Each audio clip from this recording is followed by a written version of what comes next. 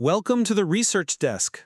Glad to be here, and there's a lot to unpack today. There really is. Because, if you're looking at your brokerage account right now and you see, say, 5 different technology stocks, you probably think you're diversified. You might think you've built this resilient portfolio. Right, that's the standard assumption. Exactly. But the mathematical reality is that you almost certainly haven't. You are likely holding one massive, highly vulnerable, invisible macro bet. Over the last 3 to 6 months, we've run a really comprehensive, data-driven diagnostic on the S&P 500. And we used cross-sectional and returns-based principled component analysis for this, right? Which, for those listening, PCA is essentially an MRI for the stock market. That's a great way to phrase it. It strips away the company names, the CEO narratives, the product hype. It just looks purely at the mathematical variance, how the money is actually moving beneath the surface. And what that MRI reveals is a market that is fundamentally and honestly violently fractured. We are witnessing a historic bifurcation. It is historic, and it's defined entirely by 2 opposing poles, which are valuation and momentum. Yeah. And depending on how you interpret that MRI, you either see a healthy patient recovering from a speculative fever or, well, a patient running headlong into a fatal cardiac event. I come at it from a different way than you do, I think. I suspect you do. Because when I look at this exact same data, I do not see a rational, healthy return to fundamentals. I see a highly dangerous, mechanically driven momentum trap. We are watching the market blindly rotate into cyclical hardware and energy at the absolute precipitous peak of their economic cycles. But see, it's easy to look at the repricing of historical favorites and call it a mistake. The core thesis this data presents is an ironclad rule of finance that investors just completely forgot over the last decade. Which is what, exactly? That great companies are not always great stocks. A phenomenal software product does not justify a mathematically impossible valuation. The current market regime is, it's finally demanding a price-to-reality check. At the same exact time, though, it is irrationally crushing structurally superior software businesses. We are dealing with a severe quality paradox here. The underlying operating metrics of the so-called losers in this market are vastly superior to the winners. I mean, consider the pivot toward hardware names like SanDisk and Western Digital, or the sustained relentless capital flight into energy. That's not a trap. It absolutely is a trap. Mispricing high-quality businesses to chase cyclical momentum is a classic recipe for a vicious mean reversion. Well, I argue it's a perfectly logical fundamental response to the underlying financial scaffolding of these businesses. We're talking about winners that boast a 40.1 times interest coverage ratio. They are generating immense cash today. Right, today, at the peak of the cycle. And they trade at roughly 25 times earnings. Compare that to the former high flyers, right? The software and platform darlings that were trading at completely unsustainable 136 times earnings multiples. The market isn't broken, it's healing. You call a 25 times multiple on hardware defensible, but we are comparing fundamentally different stages of the economic life cycle here. You cannot simply look at a trailing price-to-earnings ratio in a vacuum like that. Why not? Cash flow is cash flow. Because a 25 times multiple on a hardware company is actually incredibly expensive. Those are cyclical businesses currently enjoying peak earnings. When the memory cycle turns, and it always turns, the E in that PE ratio is going to evaporate. It's flushing out the excess. That 25 times multiple will rapidly become 100 times multiple overnight. Conversely, punishing software companies for trading at 136 times earnings ignores a massive factor. Their earnings might be temporarily depressed by heavy reinvestment, while their underlying business models remain pristine. The tension between business quality and stock valuation is exactly why the market has fragmented so deeply, though.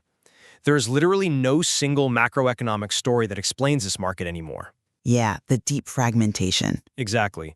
When we ran the PCA, the top 5 factors only explained roughly 35% of the variance across the index. Wait, 35%? We need to pause on that. That is remarkably low for an index-wide scan. It's stunningly low. That essentially means broad macro factors are entirely broken right now. It means the tide is no longer lifting or sinking all boats. It's every stock for itself. Precisely.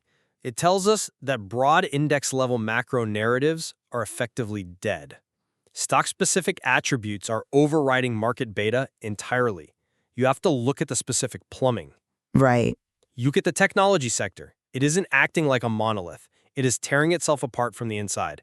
Over the past 6 months, tech produced 13 of the top 50 winners across the entire S&P 500 and 15 of the bottom 50 losers. That's a massive divergence within one sector. It's huge. You have SanDisk up an astronomical 687.8%, and in the exact same sector, Super Microcomputer is down 54.8%. To me, this proves that active selection is working brilliantly. See, a sector split of that sheer magnitude rarely reflects rational forensic sorting.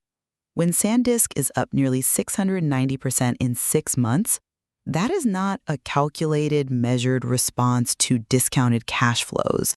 You don't think so? No, that is a momentum stampede. When you have 13 extreme winners and 15 extreme losers within a single sector, you are watching passive flows and algorithmic momentum strategies aggressively pair trading a sector into oblivion. But the market is discerning. It is forensically separating the businesses that are actually powering the infrastructure build-out from the ones that are merely coasting on structural hype. It's mechanical. It is entirely devoid of thoughtful fundamental analysis. The sheer velocity of the divergence suggests that investors are panicking out of one highly correlated basket and piling blindly into another. It might look blind if you were just looking at a standard, GIX sector heat map, but that capital flight is highly organized.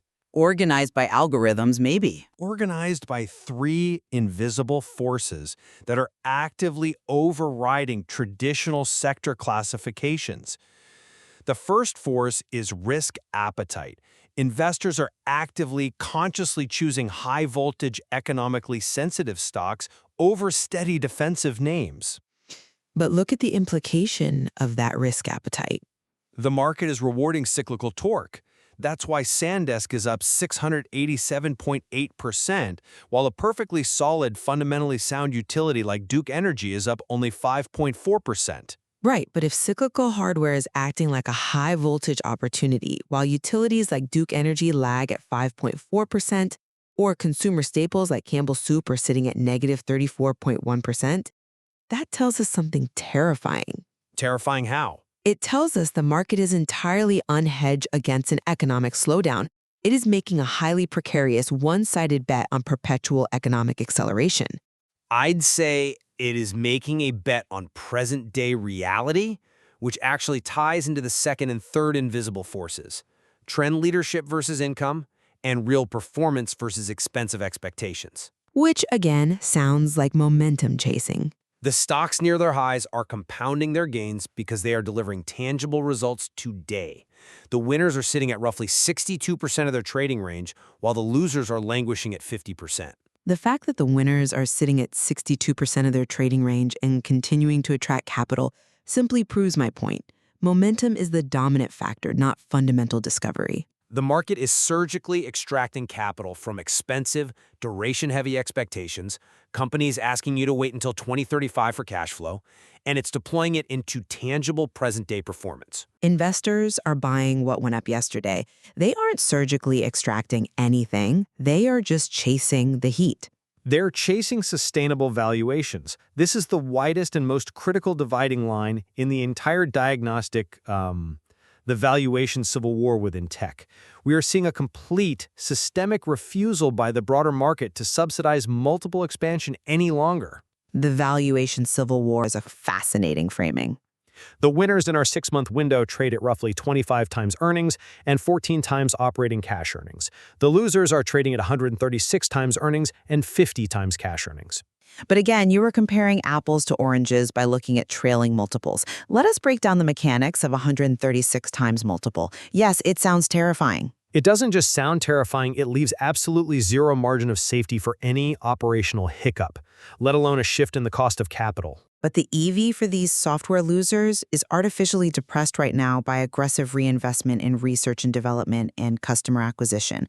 They are heavily investing through their income statements to capture future market share.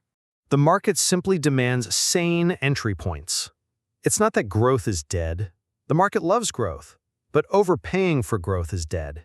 Their underlying revenue retention is incredibly sticky, though.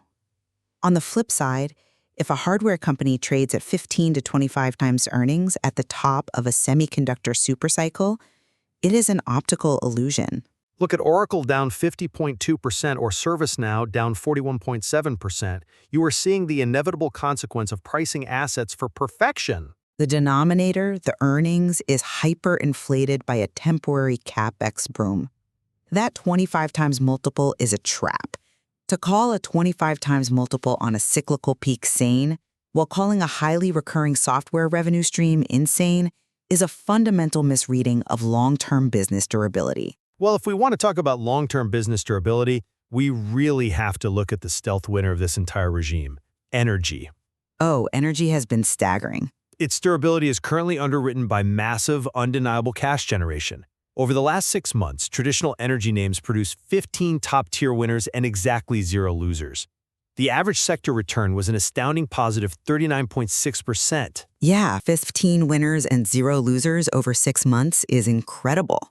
And if we look at the 3-month window in the data, it accelerates to 19 winners and 0 losers. This is the cleanest fundamental story in the market right now. While everyone is obsessing over AI and tech infrastructure, traditional energy companies are exercising severe capital discipline. But that level of unilateral perfection introduces a massive structural vulnerability. I call it crowding risk. When a sector exhibits 0 divergence, when every single constituent is a winner, it means everyone is on the exact same side of the boat. They are throwing off massive free cash flow, repairing their balance sheets, and rewarding shareholders through dividends and aggressive buybacks. They are depositing cash into investor accounts today. Yes, the fundamentals of capital discipline in the oil patch are real. The cash flow is real, but it is entirely priced in. In a regime that actively punishes duration risk, energy has become the ultimate sanctuary. If you have an exogenous macro shock, or even a sudden deceleration in global industrial manufacturing, the capsize in the energy sector will be incredibly violent because there is literally no marginal buyer left. You really think there are no buyers left? Everyone who wants to own energy already does. It has moved from a contrarian, deep value play a few years ago to a highly crowded consensus trade today. The consensus is simply acknowledging reality, and that reality is dictating how technology is splitting in half. We touched on this earlier with SanDisk and Supermicro, but the data demands a deeper mechanical look. Sure, the hardware versus software divide. We have hardware and infrastructure names like Western Digital up 186.6% and Micron up 168.3%. On the other side, software and platform names like Oracle are down 50.2% and ServiceNow is down 41.7%. Which goes back to the market selling structural moats to rent cyclical leverage. This proves the market is not fundamentally anti-technology. It is completely comfortable allocating capital to tech provided the subsector offers structural leverage and defensible starting valuations. The memory and storage supercycle is driving real, quantifiable infrastructure buildouts. That differentiation is based on a fundamental misunderstanding of the semiconductor boom-bust cycle, though. Hardware margins are notoriously fragile. We are watching a memory and storage supercycle unfold, yes, but memory is ultimately a commodity. Data centers need physical hardware to run these new large language models. The market is correctly differentiating that tangible, immediate demand from the abstract, duration-heavy promises of enterprise software multiples. Once supply catches up with demand, and it always does, because these companies are deploying massive multi-billion-dollar capital expenditures to build out new fabrication plants right now, the pricing power will evaporate overnight. It hasn't evaporated yet. Western Digital up 186% is pricing in a permanent plateau of high memory prices. That is historically unprecedented. Meanwhile, the software platforms you are so quickly dismissing possess immense pricing power and switching costs. But those structural moats came with a toll that was mathematically unjustifiable. And enterprises not easily rip out ServiceNow once it is embedded in their HR and IT workflows. Code is written once and sold 1 million times at near zero marginal cost. Which brings us back to the central battlefield of our analysis, the quality paradox. You noted the losers have 18% operating margins versus 13% for the winners. Exactly. And 12% net margins versus 8%. They have 15% return on invested capital versus 13%. I acknowledge those metrics. The losers are, by traditional definitions, higher quality businesses. But that is exactly the point. The regime has shifted from quality at any price to quality at a reasonable price. The fact that the losers boast 18% operating margins and 15% ROIC proves that this entire sell-off in software is pure, unadulterated multiple compression. It is totally disconnected from fundamental business deterioration. Paying 136 times earnings for an 18% operating margin is still a guaranteed way to lose capital if macroeconomic growth decelerates even fractionally. Or, if the 10-year Treasury yield moves up 50 basis points. These businesses are not failing, they are not losing customers, their revenues are not shrinking, their stock certificates are just out of favor because of a macro regime shift in interest rate expectations. The market is effectively stating that the premium demanded for that 5% margin advantage was absurdly mispriced. This makes these high-margin losers the ultimate coiled springs.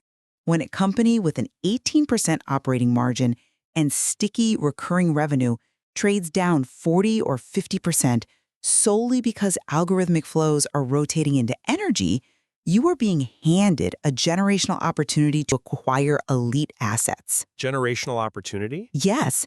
The market's obsession with the 13% margins of cyclical hardware is a temporary sugar high. Long-term wealth is built on compounding ROIC, and the losers are unequivocally winning the ROIC battle. They may be winning the ROIC battle, but their investors are losing the portfolio battle because they failed to recognize the mechanics of false diversification. Ah, the false diversification concept. This is where we might actually find some common ground. Investors look at their brokerage accounts and see they own Micron, Western Digital, Seagate, Applied Materials, and Lam Research. They think they hold 5 distinct equities. They think they are diversified across the tech sector. Right, and they absolutely are not. They are not. They hold one singular thematic bet on the hardware infrastructure cycle. It is like plugging 5 power strips into the exact same wall outlet. The power strip analogy is perfectly apt. The tight clustering in the PCA data is undeniable. It looks like you have a massive amount of capacity, but the second the main circuit breaker trips, in this case, if hyperscalers slightly reduce their capex guidance, the entire room goes dark at once. I completely agree with you on the mechanics here. But I draw a much darker conclusion from it regarding your preferred sectors. Conversely, owning ServiceNow, Workday, Intuit, GoDaddy, and Oracle looks like a diversified tech basket, but it is actually a single, highly concentrated wager on premium multiple software duration. If Micron, Western Digital, Seagate, Applied Materials, and Lam Research are effectively one single thematic bet, then the massive returns we are seeing in the hardware space are incredibly fragile. The underlying factors driving these names are nearly identical. This market is exposing the fatal flaw of ticker-level diversification when thematic correlation is running near 1.0 within these subclusters. It means that when the music stops on the hardware infrastructure theme, the entire basket will collapse in unison. There is no idiosyncratic safety net. But are we seeing any signs of the music stopping? If you own 5 cyclical hardware names, you don't own 5 companies. You own a single bet on global manufacturing acceleration. The same is true for the energy cluster. The logical question then is whether this narrative is actually faltering, and the data says absolutely not. The regime is entrenching itself. This false diversification means that portfolio volatility is going to explode the moment this current, highly specific market narrative falters. Investors think they are insulated because they own 20 stocks, but they actually just own 2 macro factors: long energy, long hardware. When we compare the 6-month trend to the 3-month window in the diagnostic, the patterns aggressively strengthen. Over 6 months, winners were sitting at 62% of their trading range. And over 3 months? Over 3 months, that expanded to 66%. The losers dropped from 50% to 47%.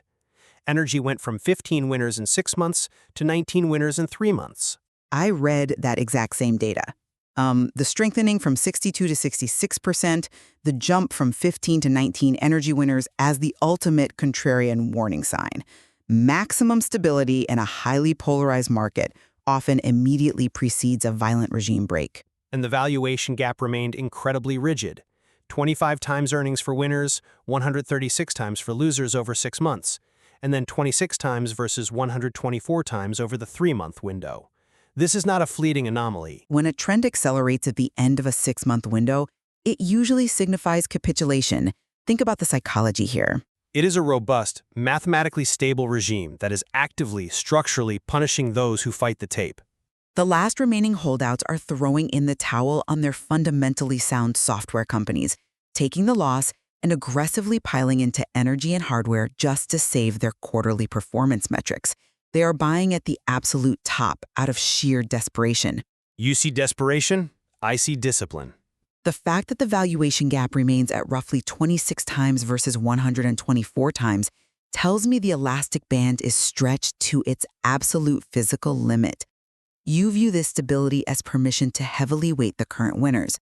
I view it as the calm before a massive structural reversion to the mean. Let us test that theory against the explicit questions we are seeing from capital allocators this month, because this extreme polarization is exactly why we are fielding such a flood of inquiries regarding portfolio construction. Sure, let's dive into the Q&A segment. The most persistent question being, is broad index exposure effectively dead? Is this purely a stock picker's market? The data unequivocally dictates that broad index exposure is a strategy of mediocrity right now. Mediocrity, maybe, but also safety. When you own the S&P 500, you are simultaneously buying the 15 energy winners and the 8 financial losers. You are mathematically canceling out the 68.8% gain in SanDisk with the 54.8% loss in supermicrocomputer. It is certainly a stock picker's market if you possess a flawless crystal ball for factor rotations. But let us examine the immense danger of the stock picker narrative in a deeply fragmented market. Buying the index gives you average exposure to highly conflicting, violently opposed outcomes. The fracture in the PCA is so deep that passive exposure effectively neutralizes your ability to capture the massive alpha available in this regime. You mentioned avoiding the 8 financial losers. If a stock picker correctly identified the momentum in energy 3 months ago and avoided financials entirely, they look like a genius today. But what happens when the credit cycle inevitably turns? But the dispersion curve is holding, which addresses the next major question we face. Has this pattern been stable, or is a mean reversion imminent? Financials, which are currently heavily discounted and thoroughly hated by the market, will likely lead the next explosive rally.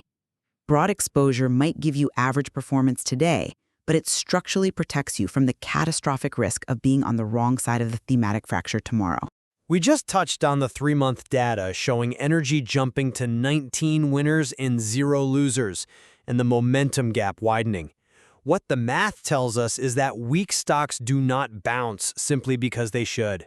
If you pick stocks based purely on the current 6-month momentum regime, you are effectively buying at the top of the dispersion curve. You are locking in peak valuations. They do not bounce simply because their trailing operating metrics look solid on a spreadsheet.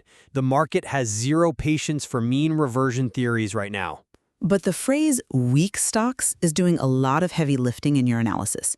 They are weak in price action, not weak in fundamental utility to the global economy. The pattern is not just stable, it is actively penalizing the exact strategy you're suggesting.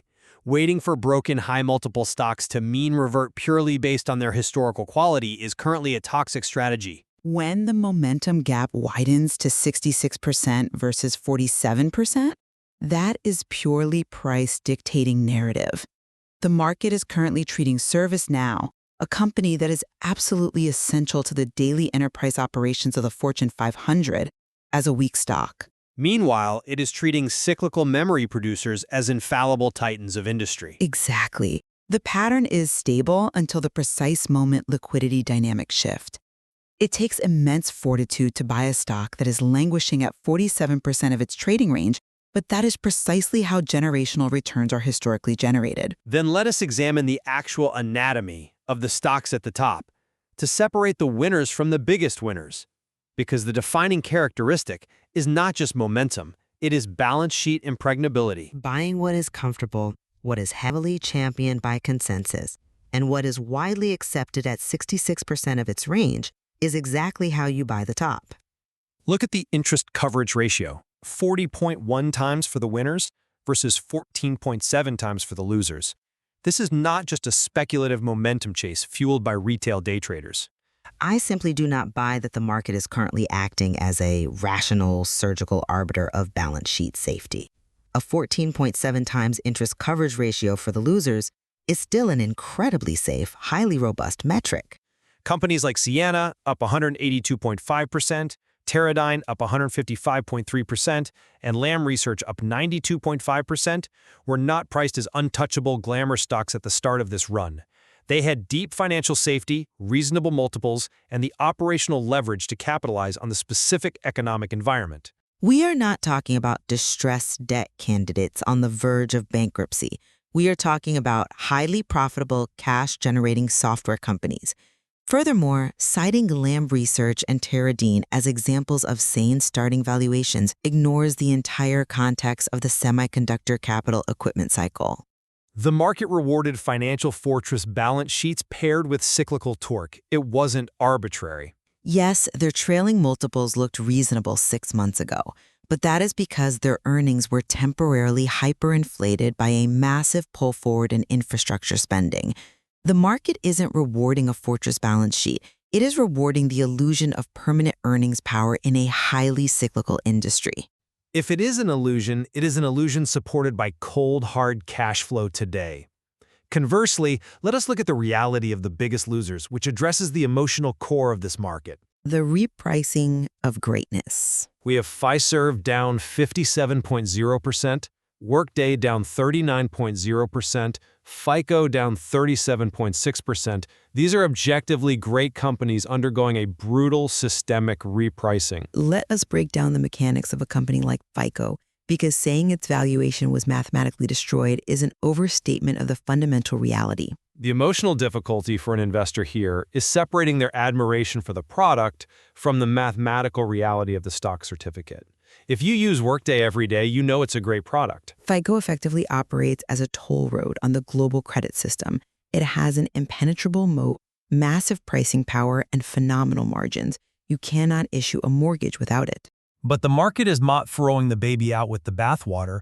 It is simply refusing to pay a luxury premium for the baby. Paying 136 times earnings for a company, no matter how phenomenal its software is, assumes a pristine macroeconomic environment stretching out for a decade. The stock is down 37.6% because of a broad regime shift in multiple preferences, not because the business model is suddenly flawed or because a competitor is taking market share. It assumes zero execution errors and permanently low interest rates. The moment the cost of capital shifts, that assumption is mathematically destroyed.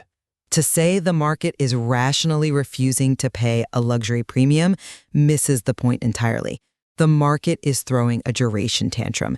It is blindly, algorithmically liquidating any asset that carries a duration premium, regardless of the underlying moat. Whether you call it a tantrum or a rational appraisal, the capital leaving those software names has to go somewhere. This leads us to the pragmatic portfolio implications. Which sectors to mathematically overweight and which to avoid? When a business of FICO's or Workday's caliber is discounted by nearly 40% in 3 months, it is a structural inefficiency created by passive index sorting. It is not a rational, calculated appraisal of future discounted cash flows. The data clearly dictates an overweight position in energy alongside select materials like Albemarle, which is up 94.4%, and LyondellBasell, up 71.2% in the 3-month window. The fundamental flaw with the thesis of do not fight the trend is that by the time a trend is this statistically overwhelming in the PCA data, the vast majority of the alpha has already been extracted. Industrials like Caterpillar are up 57.0%. Conversely, the math strongly suggests avoiding financials, where Robinhood is down 38.5%, Consumer discretionary, like Carvana, down 37.2%, and real estate, like CoStar Group, down 51.8%. Avoiding beaten-down sectors entirely guarantees that you will miss the eventual explosive bottom. If you completely avoid financials and consumer discretionary right now, because they have zero winners in the 6-month window, you are effectively stating that the consumer is permanently impaired. The thesis here is deeply pragmatic. Do not fight the trend. The market is heavily rewarding tangible asset production, raw materials, and energy.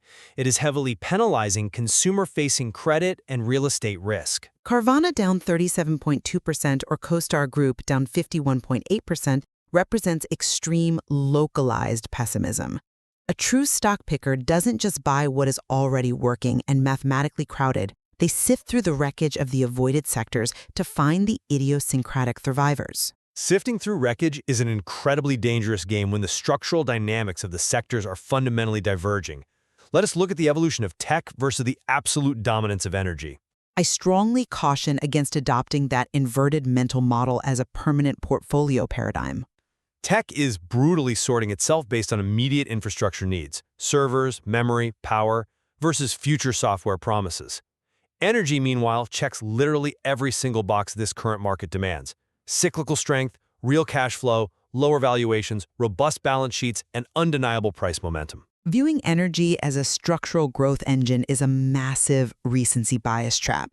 Energy is currently highly profitable because of a very specific geopolitical and supply-side constraint matrix, combined with temporary corporate capital discipline.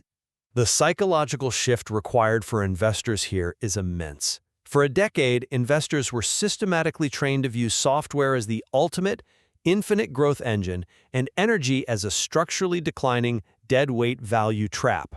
It is not an infinitely scalable growth engine like software. Let's look at the mechanics. A software company writes a piece of code once and sells it 1,000,000 times with near zero marginal costs. That is structural scalability.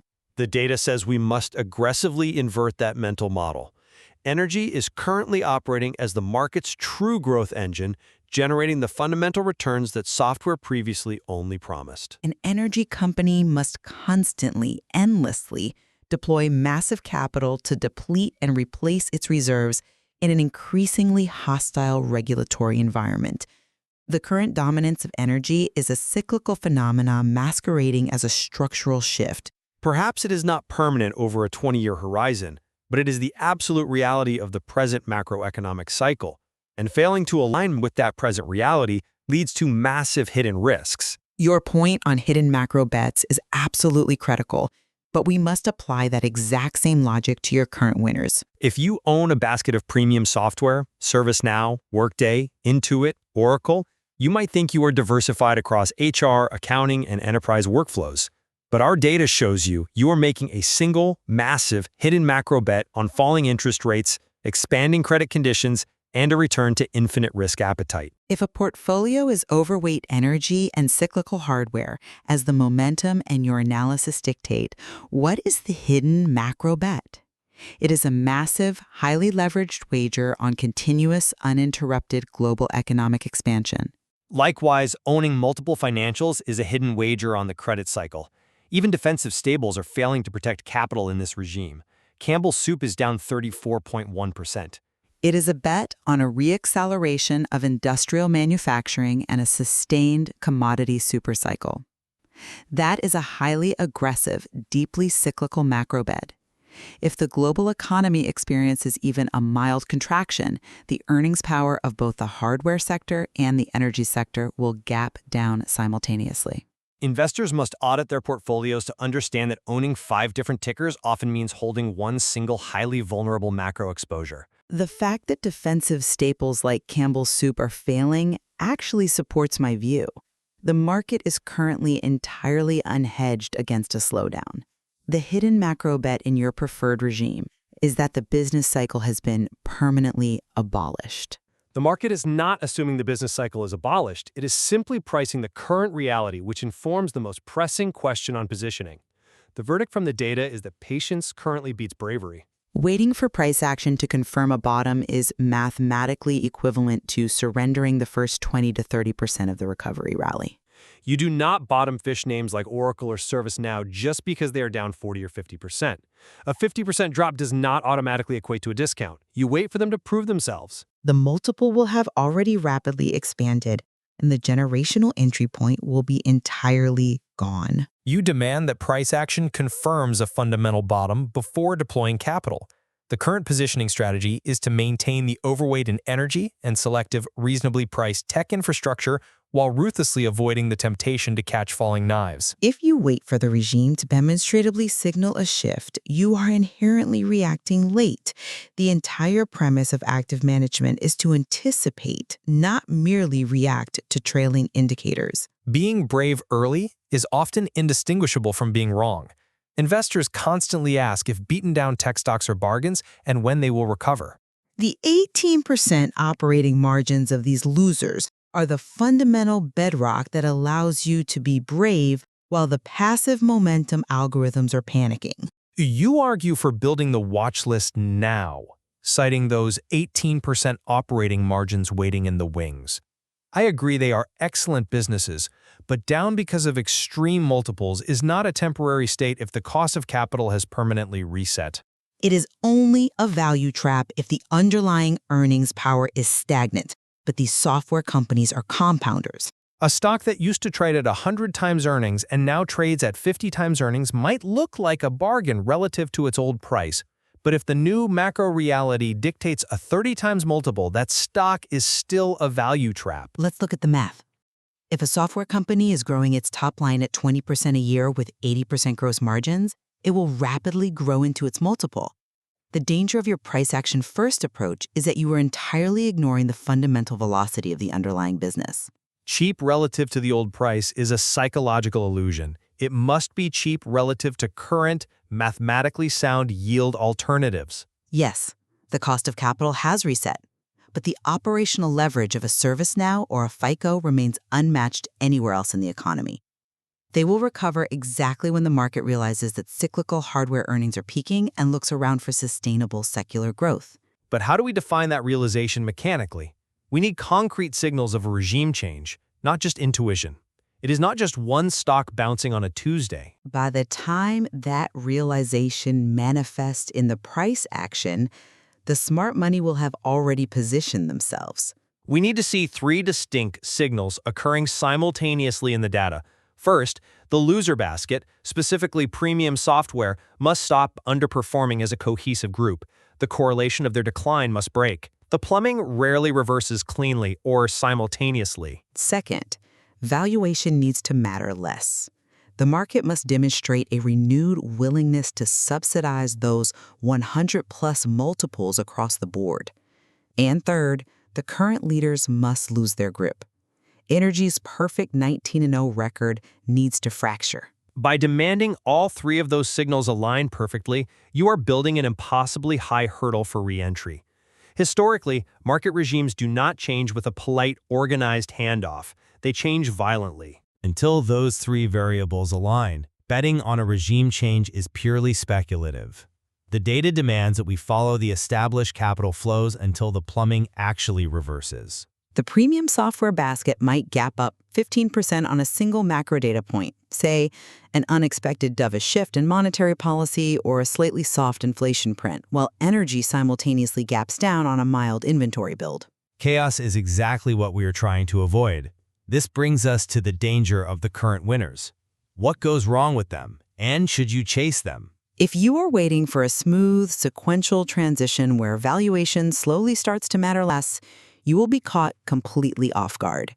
The signals of regime change are often chaotic and contradictory in the short term. I fully acknowledge the danger of valuation creep. SanDisk at a positive 687.8% run certainly carries its own massive expectations burden. At a certain point, the multiple expansion on these hardware names becomes just as egregious as the software multiples we are criticizing. This is where the hypocrisy of the current regime becomes glaringly apparent. The market data is not telling you to blindly chase a specific stock up 600%. It is telling you to respect the sector strength but demand reasonable entry points within that framework. You cannot champion the market as a rational, valuation-aware mechanism while simultaneously justifying allocations to hardware stocks that have run 200, 300, or 600% in a matter of months. You don't have to buy the single most explosive winner. You can buy the broader cyclical strength in industrials or materials where the valuation math still makes sense. A cyclical stock that has tripled in price is almost certainly pricing in peak cycle earnings extending into perpetuity. Buying cyclical hardware after that kind of run, under the guise of respecting sector strength, is the exact same behavioral error as buying software at 136 times earnings. The risks are not ignored. They are weighed against the alternatives. And the alternative of holding expensive, underperforming assets brings us to the single most important portfolio change an investor can make right now. Both rely on the fundamentally flawed assumption that the current environment will never change. The risk-reward in the current winners is entirely skewed to the downside right now. The good news is fully priced in. The cyclical risks are entirely ignored. The data dictates a ruthless, mathematically driven discipline. Cut the weakest, most expensive holdings and redeploy that capital toward established strength. And I maintain that cutting the weakest, most expensive holdings to redeploy toward established strength after a 6-month divergence is a textbook description of selling the absolute bottom to buy the absolute top. It is the capitulation trade. If you are sitting on premium multiple laggards that continue to deteriorate week after week, you are fighting a macro tide that is actively destroying your capital. The market is aggressively rewarding strength and punishing nostalgia.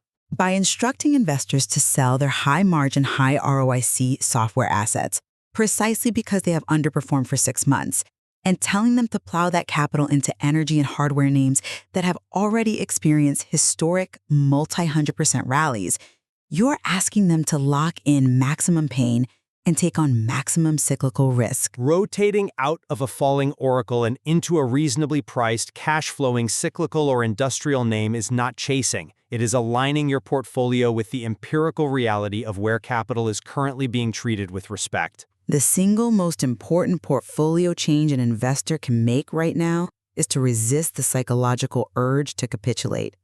They must look past the current momentum fracture, recognize the immense underlying quality of the beaten-down assets, and maintain a strict discipline against overpaying for cyclical peaks. It is a profound disagreement on the nature of market rationality.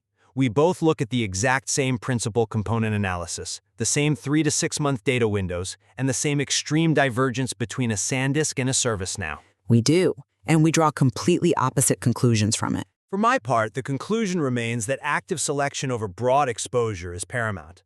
In a fractured regime where overpaying for high-quality software mathematically destroys capital, and buying reasonably priced, cash-flowing cyclical hardware generates massive alpha, respecting the current price-to-reality check is the only viable strategy.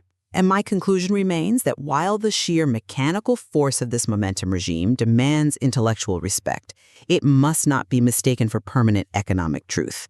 The extreme divergence we see today, the glaring gap between underlying business quality and stock performance, is an unsustainable anomaly. It is the reality we have right now. It is a ticking clock.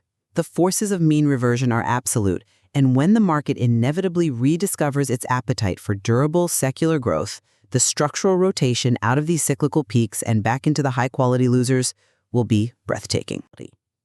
It leaves us with a stark choice. Respect the immediate momentum and capital discipline of the present, or bet on the eventual mean reversion of historical quality. Which force will ultimately govern the next 6 months remains the defining question for every portfolio. This is the Research Desk officially signing off.